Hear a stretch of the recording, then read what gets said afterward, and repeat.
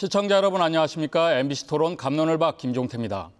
기록적인 무더위가 한반도를 뒤덮은 올여름, 전국적으로 크고 작은 폭염 피해가 잇따르고 있습니다.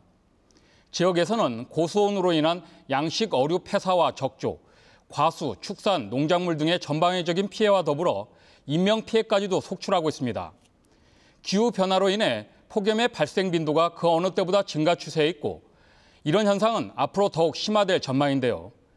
재난 수준이 된 폭염에 효과적으로 대응하기 위해서 지역 특성에 맞는 종합적이고 입체적인 대책을 세워야겠습니다.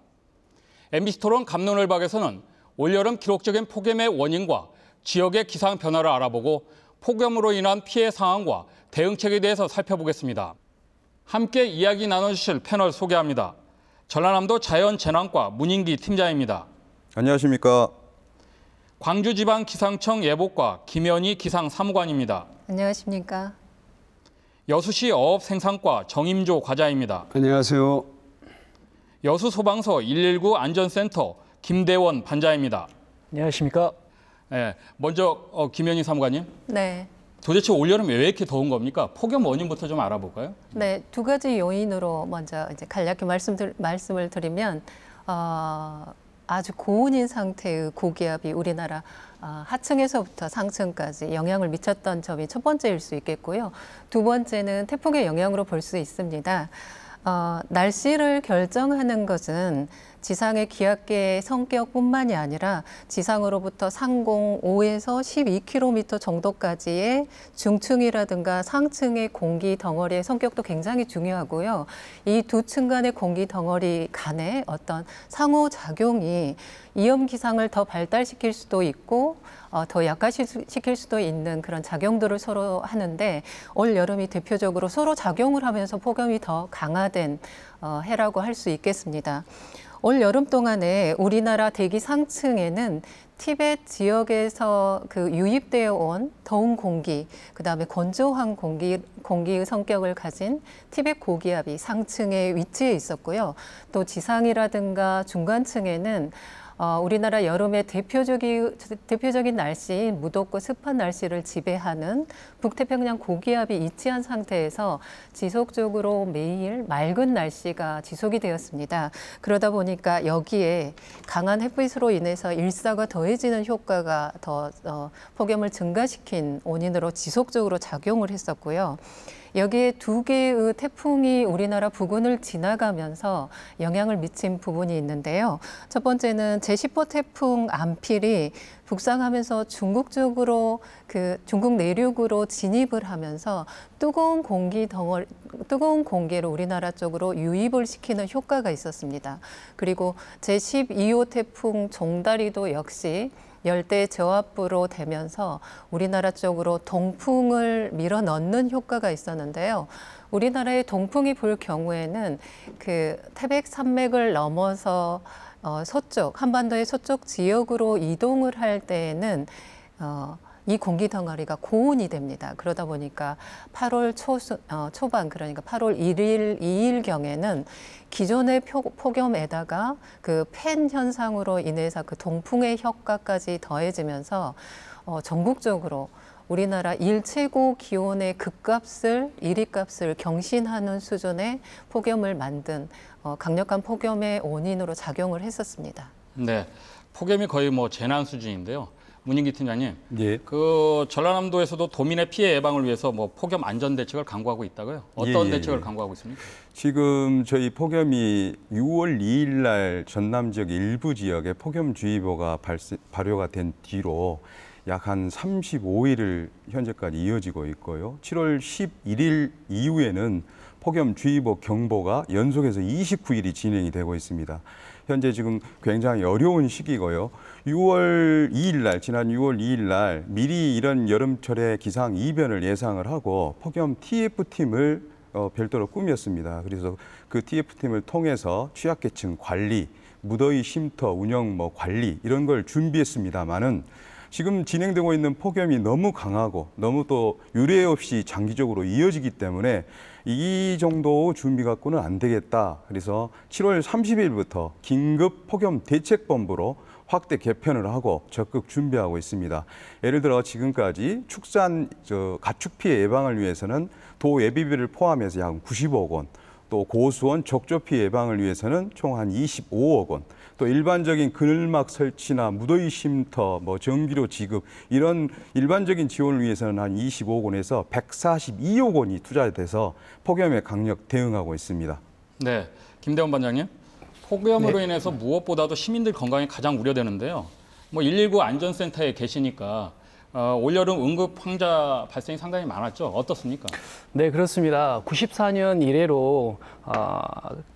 이래로 최악의 폭염 이후 111년 만에 지금 최악의 폭염이 발생되고 있습니다. 그에 더불어서 저희 119 소방 활동도 굉장히 급증하고 있는 추세입니다. 저희 소방은 지난 7월부터 폭염 대책을 마련하여 현재 119 폭염 구급대를 운영하고 물놀이 안전사고 방지를 위한 119 수상구조대 운영, 그다음에 벌집 제거 및 급수 지원을 위한 생활민원 처리 등 폭염 안전 대책에 총력을 기울여 가고 있습니다. 현재 폭염 관련해서 응급 환자들이 많이 발생이 되고 있는데 전년 대비 출동 건수가 약 6% 증가된 상황이고요. 온열 환자도 2~3배 이상 증가된 상황입니다. 네, 이런 기록적인 폭염으로 모두 힘든 여름을 나고 있는데 문 팀장님, 예. 폭염으로 인한 인명 피해도 좀 있다면서요? 어느 정도입니까? 예, 오늘까지 저희 전라남도에서 241명이 온열 질환자가 발생해서요. 안타깝게도 그중에서 4분이 사망하셨습니다. 전국적으로는 3,438명이 발병을 해서 사망이 총 전국적으로 40명입니다.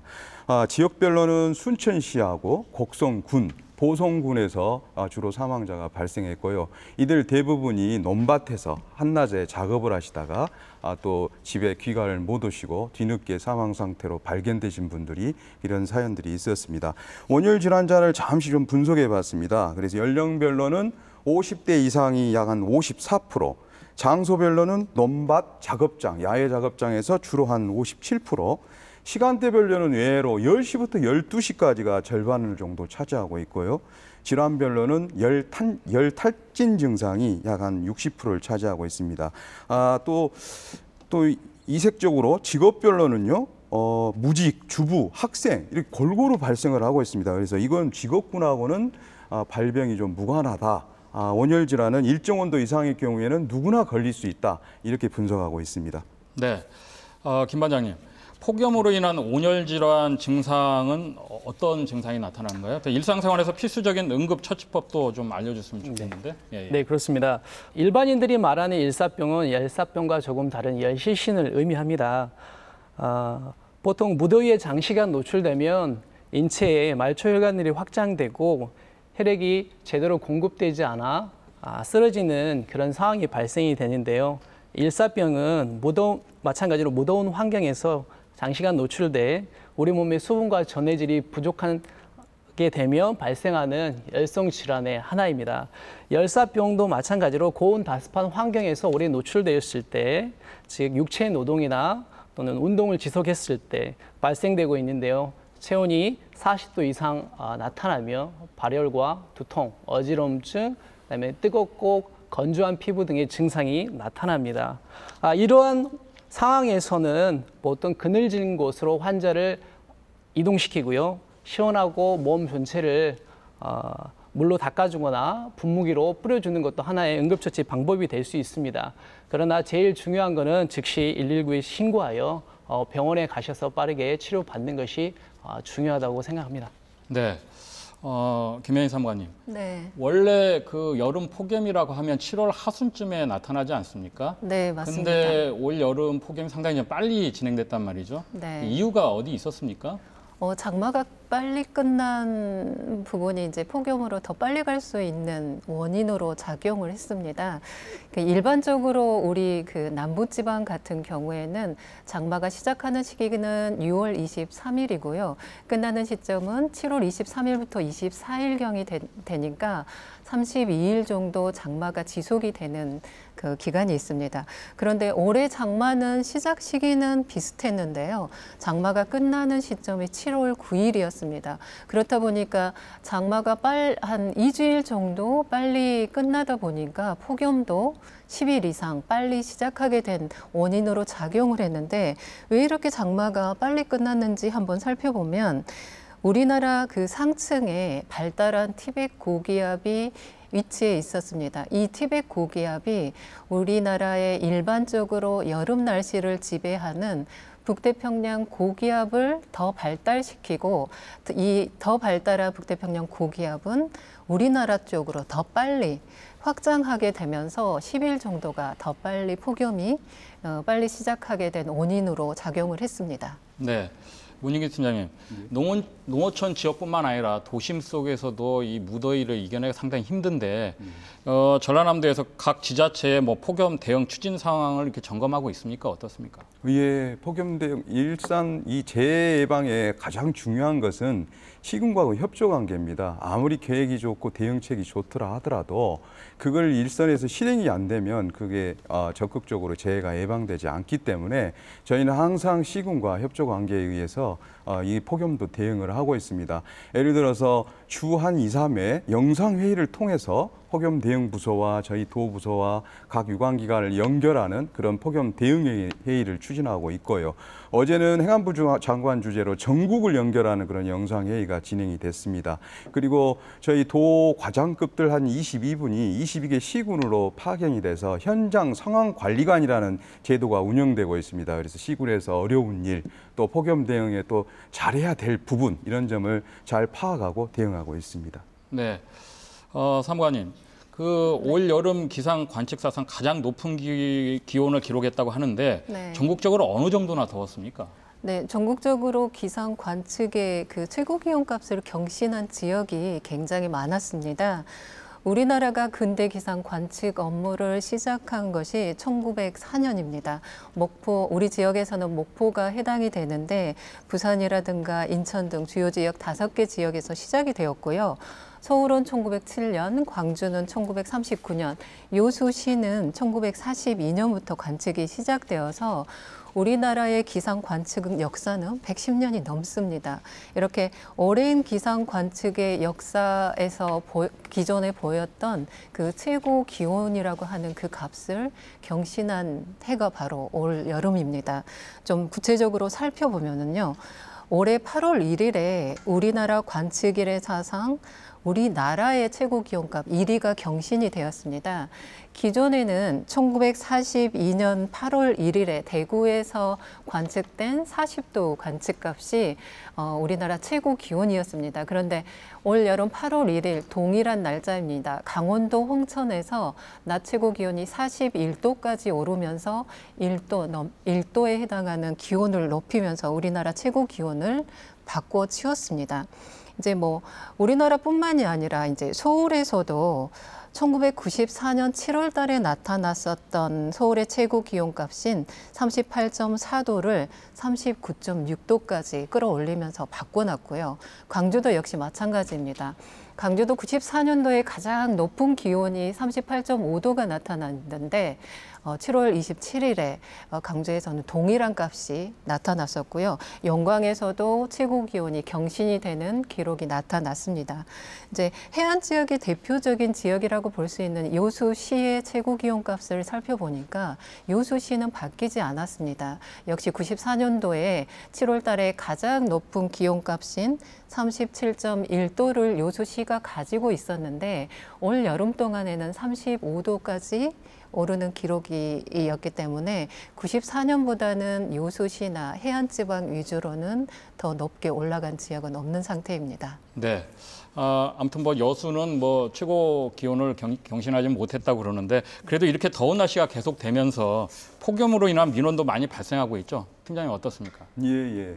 저희가 폭염을 대응하기 위해서 전체적으로 전라남도 전 구역에 6,253개의 무더위 쉼터를 운영하고 있습니다. 야간까지 저녁 9시까지 에어컨을 가동하고 운영하고 있는데요. 주로 불편사항이 에어컨 고장 신고, 그게 한 6건 정도 들어와서 즉시 시정이 됐고요. 또 일선 시군에서 우리 직원들하고 재난 도우미가 한 14,000명 정도가 취약계층 한 10만 명을 관리를 하고 있습니다. 그분들을 주 1회 방문한다 할지 전화로 한 2회 안부를 묻는다 할지 이런 걸 하고 있는데, 이런 것을 통해서 저희 불편사항을 계속해서 해소하고 있기 때문에 큰 불편사항은 없는 걸로 지금 파악하고 있습니다. 네. 김 반장님, 119 안전센터에는 어떤 민원들이 좀 들어옵니까? 네, 기록적인 폭염과 무더운 날씨로 말벌의 활동이 증가하면서 더불어 벌써임 환자가 증가하고 있습니다. 그래서 저희 소방은 주의보를 발령하고 10월까지 등산, 벌초, 성묘 등을 할 때 말벌 공격에 주의를 요구하고 있습니다. 전국적으로 지난 4년간 평균 약 7,700여 명의 이 벌쏘임 환자로 119 구급대가 이송을 하였고요. 저희 여수 지역 2017년 기준 벌집 제거 출동 건수도 425건으로 기록되고 있습니다. 그리고 소방청 자체 통계에 따르면 작년에도 벌쏘임으로 약 12명의 사망자가 발생이 됐는데 매우 주의가 요구되고 있습니다. 또한 계속되는 무더위로 인해서 취약계층에서 밤에 만취되어 좀 길거리에 쓰러지거나 그러신 분들이 상당히 많은 상황입니다. 그래서 저희가 신고를 접보받고 현장에 도착을 해서 가정으로 보통 이렇게 안전하게 귀가시킬 수 있는 그런 조치들이 좀 많이 늘어가고 있는데요. 우리 시민들의 안전이 좀 각별히 좀 신경을 쓰셔야 될 것 같습니다. 예. 네. 그런데 이런 인명 피해와 함께 농가 피해도 속출하고 있다 그러는데 농가 작물 피해는 어느 정도 됩니까, 팀장님? 예, 농가 전체 작물 피해만 아니라 축산 피해가 좀 심합니다. 축산은 물리적으로 어떻게 커버는 안 되는데 닭이 체온이 한 42도 정도 돼요. 그래서 가금류들이 폭염에 취약해서 지금까지 전체 406노가에 70만 마리 정도가 폐사를 했고요.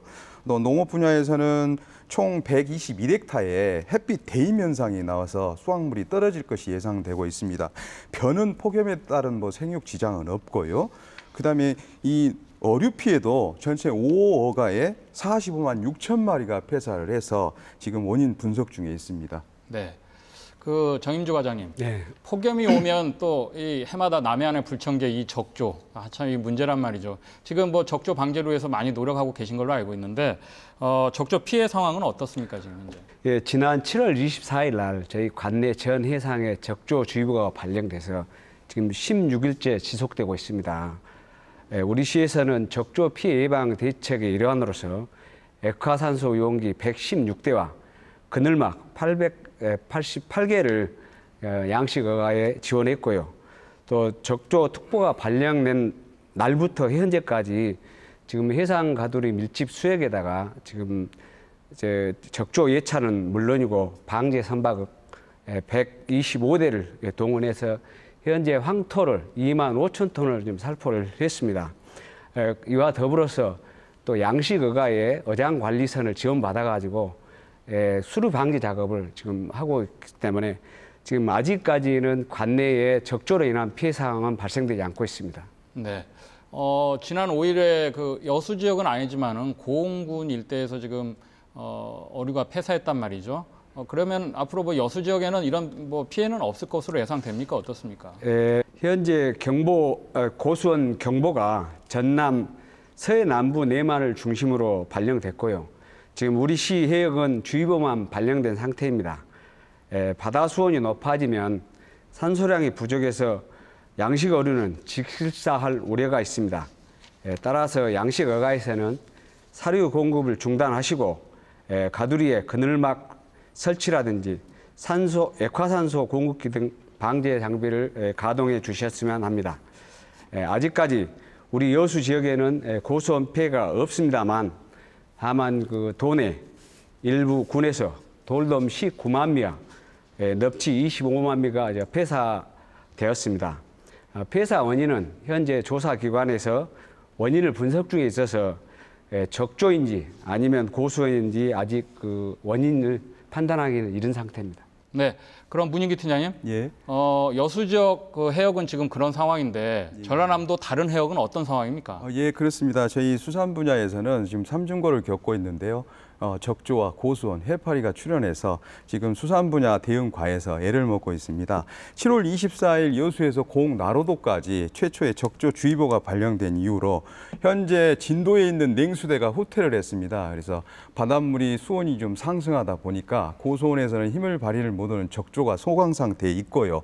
그에 따라서 약간 고수온은 수온이 28도 이상이 돼야지 조금 주의가 되는데요. 현재 28도에서 29도 분포를 전 해역에서 전남 전 해역에서 보이고 있습니다. 그리고 해파리는 등량만에서 지금 출현을 해서요. 퇴치 작업을 하고 있습니다. 고흥, 보성, 장흥에서 해파리 퇴치 작업을 열심히 진행 중에 있습니다. 그 고수온으로 인한 해파리 출몰도 어민들에게 상당히 피해를 입히는 걸로 알고 있는데 그 상황은 어떻습니까? 해파리 출몰도 그 동량만과 고흥 그 남부 지역 일부에서 지난 7월 27일자로 보름달 해파리 주의보가 발령됐습니다. 해파리가 대량으로 발생하면 어망업 작업 시 어구가 손실되고 또 뿐만 아니라 임망 후에 고기 선별 시에 많은 인력과 시간이 낭비되고 있습니다. 그래서 그 조어선들이 지금 조포기를 이렇게 속출하는 사례가 많이 발생되고 있습니다. 현재 등량만 3개 시군, 3개 군, 고흥, 보성, 장흥에서는 해파리 대량 출현으로 구제 작업을 실시하고 있습니다. 현재까지 우리 시 해역에는 해파리가 출현하지 않고 있습니다. 그러나 지금 해파리 출몰 지역이 저희 시하고 연접되어 있기 때문에 저희들도 그 예의주시는 하고 있거든요. 만약에 해파리가 대량 발생하면 이 대응 매뉴얼에 따라서 적극 구제 작업을 하도록 하겠습니다. 네, 김대영 반장님. 네. 이렇게 폭염이 계속되니까 주로 계곡이나 이런 또 피서지를 많이 찾게 되잖아요. 근데 물놀이 사고도 지금 광양 지역에서 이제 계속 물놀이 사고가 나서 사망 사고가 났었는데 이 물놀이 할 때 뭐 주의 사항 같은 게 있습니까? 어떻습니까? 네, 그렇습니다. 본격적인 여름철이 시작되면서 물놀이를 즐기는 피서객이 증가되고 있습니다. 최근 5년간 119 구급대의 구급 활동을 분석한 결과 2017년 익수 환자가 5년 전 대비 29.9%가 증가된 것으로 나타났습니다. 특히 물놀이가 증가하는 여름철에 주로 집중이 되었는데요. 월별로는 8월, 7월, 6월 순으로 많았습니다. 저희 여수 지역도 순환 사고가 현재 45건으로 아직 그렇다 할 인명피해가 발생되고는 있지 않지만 주의가 요구되고 있습니다. 물놀이 사고를 예방하기 위해서 알아야 될 몇 가지 예방법에 대해서 말씀을 드리겠습니다. 물가에서 발생할 수 있는 사고에서는 해안가에서 갑작스러운 너울성 파도로 인해 사람 등이 바다로 휩쓸려 갈 수 있으므로 매우 조심하셔야 되고요. 그다음에 여름철이라고 물놀이에 적합한 수온이 항상 유지되는 것이 아니므로 차가운 물에서의 장시간 물놀이는 저체온증을 유발할 수 있으므로 주기적으로 휴식을 취하시면 좋을 것 같습니다. 또한 소아의 경우 저체온증이 더 쉽게 올 수 있으므로 더욱 주의가 요구됩니다.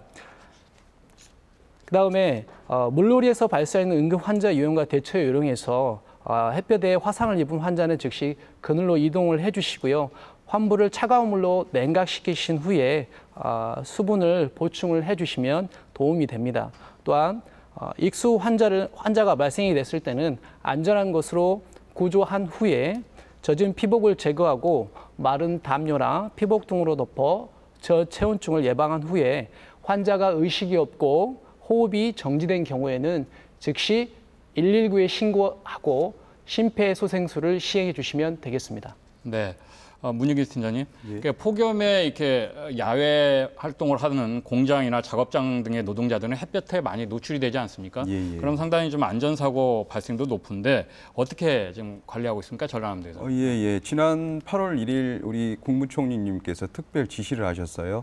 건설 현장이나 야외 작업장에 일하시는 분들은 더운 시간을 피하고 덜 더운 시간에 작업을 하거나 또 며칠 연기하는 방안을 검토해서 시행하라는 그런 특별 지시가 있었습니다. 사실 저희가 야외 작업장, 건설 현장 이런 분들이 취약계층으로 관리하고 있고 폭염의 사각지대로 보고 있습니다. 근데 그들한테 제공할 것은 폭염을 대응할 수 있는 건 딱 세 가지입니다. 그늘과 휴식과 물. 그래서 그늘 제공하기 위해서 차광막을 야외 현장에 설치를 한다든가, 물은 얼음 생수를 지속 공급한다든가, 또 휴식은 무더위에 의해서 쉴 수 있는 시간제를 운영하고 있습니다. 그런 걸 통해서 또 산업단지하고 전통시장은 대형 얼음물을 비치해서 냉기를 좀 쐴 수 있는 그런 시간도 만들 수 있도록 저희가 지도하고 점검하고 있습니다. 네. 김현희 사무관님, 네. 1994년에도 이런 기록적인 폭염이 있었다고 말씀하셨는데 네. 이번 폭염은 예년과 비교해서 뭐 어떤 특이점이 있습니까? 네. 아직 여름이 다 끝나지는 않았지만 지금까지 나타난 가장 두드러진 그 점이라고 말씀을 드릴 수 있는 부분이 올 여름의 폭염이 우리나라뿐만이 아니라 세계 여러 나라에서 극심한 상태로 발생하고 있다는 점입니다. 그렇다고 하면 우리나라에 영향을 주는 수준의 어떤 그 기압계의 변동이라든가 뭐 상황이 발생한 게 아니라 전 지구적으로 영향을 미칠 수 있는 규모의 그 어떤 현상들이 발생하고 있다라고 볼 수 있는데요. 이게 제트 기류라고 하는 바람과 굉장히 연관이 깊습니다. 위도 30도에서 60도 부근, 그러니까 중위도 상층에는 폭이 굉장히 좁고 매우 강한 바람이 불고 있습니다. 이게 바로 제트 기류라고 하는데요. 이 제트 기류는 우리 지상에 살고 생활하고 있는 지상의 날씨 상황까지도 변화를 시킬 수 있는 그 영향력을 가지고 있습니다. 그런데 올 여름에는 유독히 이 제트 기류 바람이 약해졌습니다. 그러다 보니까 이 바람이 약해지는 바람에 올여름에 대기 상층의 흐름이 정체가 되었습니다. 이게 차도 정체가 되면 교통체증이 있는 것처럼 계속 공기 덩어리가 한 자리에 머물게 되는 그런 효과가 발생을 하는데요. 그렇다 보니까 이 뜨거운 고기압들이 북반구에 여러 나라 위치로, 그러냐 동서로 길게 형성이 되는 그런 현상이 나타났고요. 또 오랫동안 그 자리에 머물면서 폭염을 일으키는 그런 현상이 나타났습니다. 그렇다 보니까 이러한 영향으로 우리나라뿐만이 아니라 일본이라든가 뭐 북미, 중동, 유럽까지도 여러 나라에서 폭염과 산불이 발생을 하면서 빈번하게 기상재해가 발생하고 있습니다. 네. 그러면 이제 이런 폭염이 언제까지 이게 계속 될 건지 시청자들이 상당히 궁금해할 것 같은데 입추도 지났지 않습니까? 네, 혹시 그렇습니다. 뭐 비 소식이나 좀 있을까 이런 궁금해하시는 분들이 있는데 좀 예부 좀 해주시죠, 어떤가? 예. 네, 이제 저희도 가장 신경을 쓰고 있는 부분이 폭염이 끝나는 수준의 그 최고 기온 33도가 떨어지는 시점을 찾는 그 예보가 가장 어려운 것 같습니다. 그런데 이제 저희 기상청에서 발표하는 예보를 보시면 그 폭염이 어느 날짜까지 지속이 될 것인가를 그 예상할 수 있는 기상 정보가 있습니다. 그 중기 예보라고 하는데요. 매일매일의 날씨를 10일 후까지 날씨하고 최고 기온, 최저 기온을 확인할 수 있는 게 10일간의 예보라고 하는 예보 종류가 있습니다. 만약 이 정보를 매일매일 확인하신다고 하면 언제쯤 폭염이 끝날지 알 수 있는데요.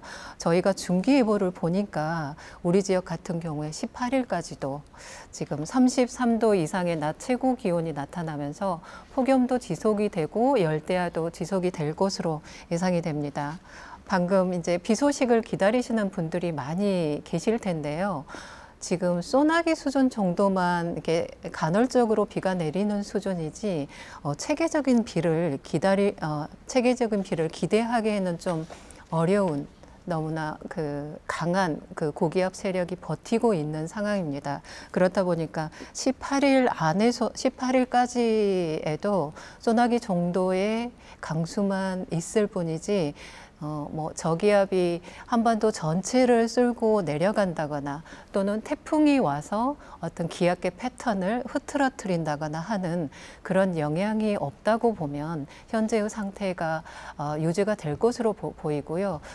뭐 며칠 전에 강원도 이제 동해안 쪽에서는 200mm가 넘는 강수량이 보이기도 했는데 저희 쪽에서는 아직은 그런 비를 기대하기는 어려운 상태입니다. 네.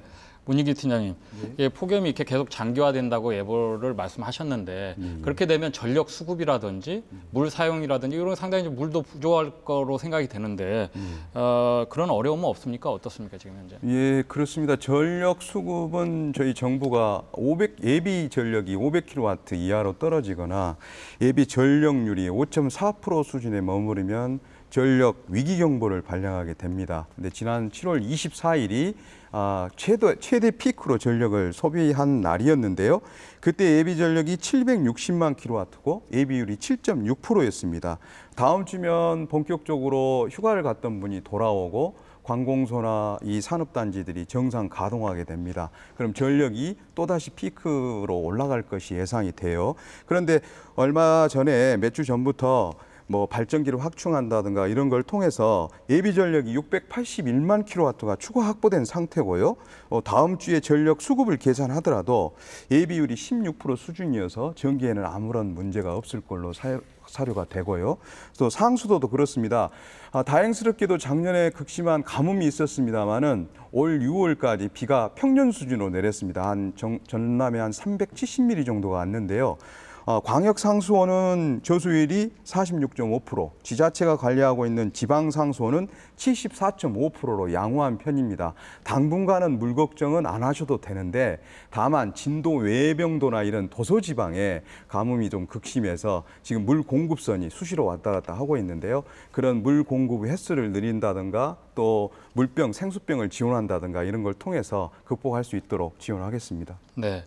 김현희 사무관님, 네. 이런 폭염이 올해뿐만 아니라 네. 이제 앞으로 해마다 계속될 것이라는 또 이런 전망도 나오고 있지 않습니까? 네. 30년 뒤 그 한반도 기후 변화는 어떻게 좀 내다보고 있는지요? 올 여름이 세계적인 폭염의 원인을 세계의 많은 과학자들은 지구 온난화 영향으로 보고 있습니다. 결국에 지구 온난화는 온실가스 배출과 관련이 있는 건데요.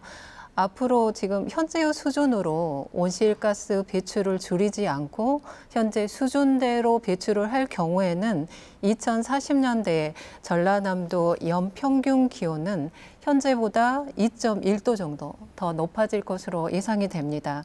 그리고 폭염 일수는 3.5배 정도 증가할 것으로 예상이 되고요.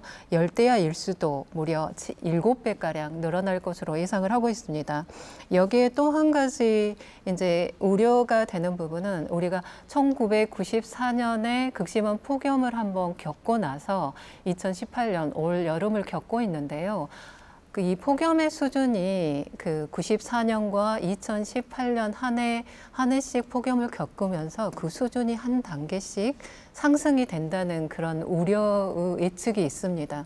더 이상 여름철의 기온이 더 이상 떨어지지는 않고요. 이 수준에서 올라갈 가능성이 더 많다는 것입니다. 이런 우려 걱정들이 있기 때문에 충분히 지금부터라도 준비하는 부분이 필요하겠습니다. 네.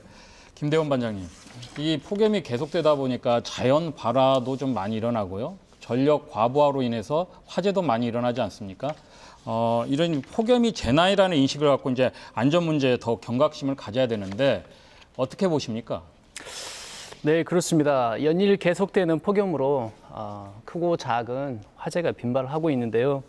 지난 화양면 축사 화재로 인해 농장 4개 동이 전소되고 6개 병아리 6만여 마리가 폐사되었습니다. 그리고 보관 중이던 사료 6톤이 소실되는 등 우리 농가에 많은 피해를 주고 있습니다.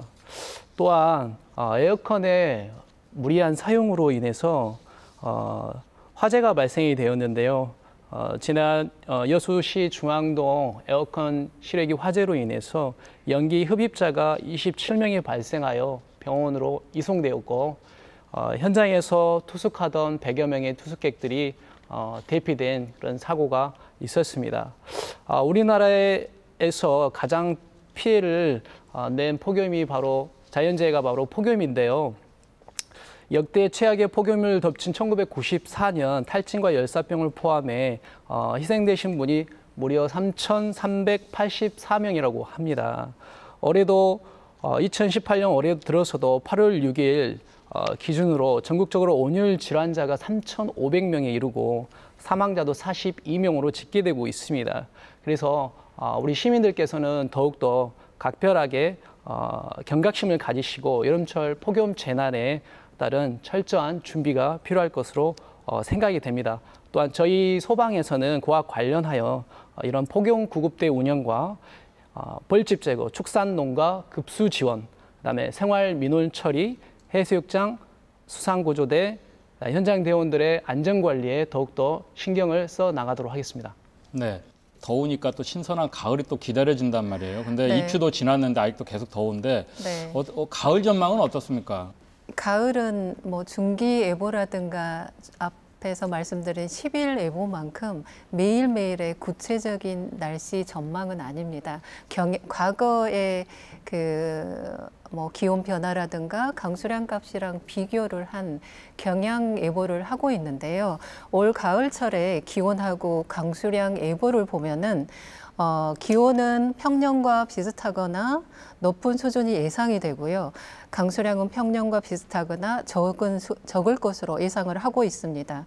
그리고 가을철 후반에는 일시적으로 우리나라의 그 겨울철 차가운 날씨를 가져오는 찬 대륙 고기압의 영향을 받을 때도 있을 것으로 생각을 하고 있습니다. 네.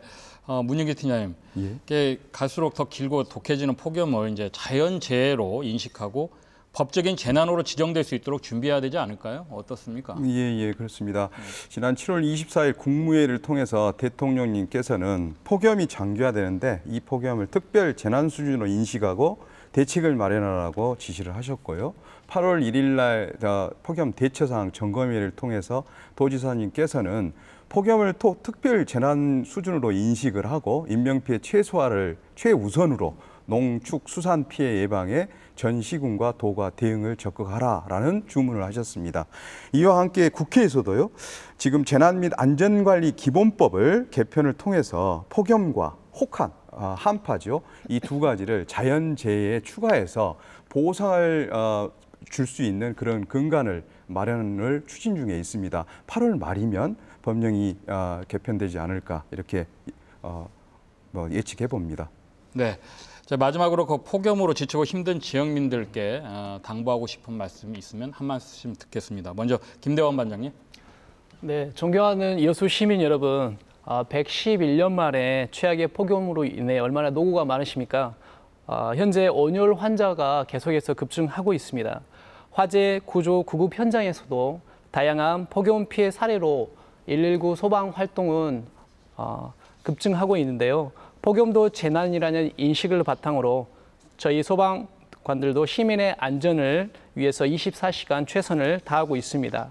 올해 7월부터 폭염 안전대책을 마련하여 생활 민원 처리, 여름철 물놀이 안전사고 대비를 위한 시민수상구조대, 독거노인 등과 같은 폭염에 취약한 계층을 위한 안전관리를 위해 119 폭염 구급대를 운영 중에 있습니다. 저희 소방은 묵묵히 우리 시민들의 안전을 위해서 더욱더 최선을 다하도록 해나가겠습니다. 여름철 건강하고 안전하게 보내시기 바랍니다. 네, 고맙습니다. 정임주 과장님. 네. 폭염이 장기화됨에 따라서 적조, 고수온 특보가 지속될 것으로 예측됩니다. 양식 생물은 고수온이나 적조에 노출되면 면역력이 약하게 되면 또 질병이 발생되고 이게 또 대량 폐사로 이어지거든요. 그래서 양식 어가에서는 먹이 절식이라든지 그다음에 산소 공기 등 방제 장비를 가동해서 피해 예방에 만전을 기해 주시고요. 우리 시에서도 현장 대응반을 운영해서 피해 최소화에 총력을 기울이겠습니다. 네, 자 김현희 사무관님. 네. 최근에 발생하고 있는 뭐 폭염이라든가 국지성 호우라든가 태풍 등이 굉장히 극단에 속하는 강력한 그 이협력을 가지고 발생을 하고 있고요. 그리고 자주 발생을 하고 있습니다. 그래서 기상청에서는 이러한 그 이형 기상에 대한 예측 정확도를 높이는데 최선을 다하고는 있지만 한계가 있는 것 같습니다. 그래서 집중호우라든가 태풍과 같은 기상 현상으로 인해서 인명과 재산을 보호할 수 있는 가장 좋은 방법, 먼저 선행되어야 되는 방법이 기상청에서는 이형 기상이 예상이 될 때뿐만이 아니라 평상시에도 매일매일 기상 예보부터 정보, 특보를 발표하고 있습니다. 첫 번째 드리고 싶은 것은 항상 어디를 이동하실 때나 활동을 하실 때에는 최신의 기상 정보를 꼭 확인해 주시면 좋겠고요. 그리고 이 이형 기상에 따라서 각각의 행동 요령이 있습니다. 이것을 먼저 숙지를 하시고 실제로 상황이 발생했었을 때에는 충분히 대처할 수 있도록 미리 준비하시는 것이 가장 좋은 방법이라고 생각이 듭니다. 네, 자 마지막으로 문인기 팀장님. 예, 제 예방의 궁극적 목표와 최우선 과제는 생명 존중, 인명 피해 최소화입니다. 이 금년 최강의 폭염을 보면요, 온열 질환자 분포가 한낮 시간에 밭작물을 돌보러 가신 어르신들한테 많이 발생을 했습니다. 밭작물하고 생명을 바꿀 수는 없습니다. 우리 농촌에 계시는 어르신께 부탁드리고 싶습니다. 내일 모레면 모기도 입이 삐뚤어진다는 처서, 잡풀도 울며 돌아간다는 처서가 옵니다. 그때까지는 무더위 쉼터에서 편안한 여름을 나시고요, 한낮 시간에 이동하거나 영농 작업을 하거나 이걸 삼가해 주셨으면 감사하겠습니다. 이상입니다. 네, 모두가 힘든 폭염 속에 주민 피해를 최소화하기 위해서 지역 관계기관이 다방면으로 대응책을 펼치고 있습니다. 남은 여름 건강하게 나려면 온열질환 예방 3대 수칙인 물, 그늘, 휴식을 기억하고 습관화하는 것이 중요하겠습니다. 폭염은 심각한 자연재난임에도 불구하고 아직까지 법에서 정하는 자연재난 범주에서 제외되어 있는데요. 앞으로 이 부분에 대해서도 심도 있는 논의가 필요할 것으로 보입니다. MBC 토론 갑론을 박 시청해 주신 여러분 고맙습니다.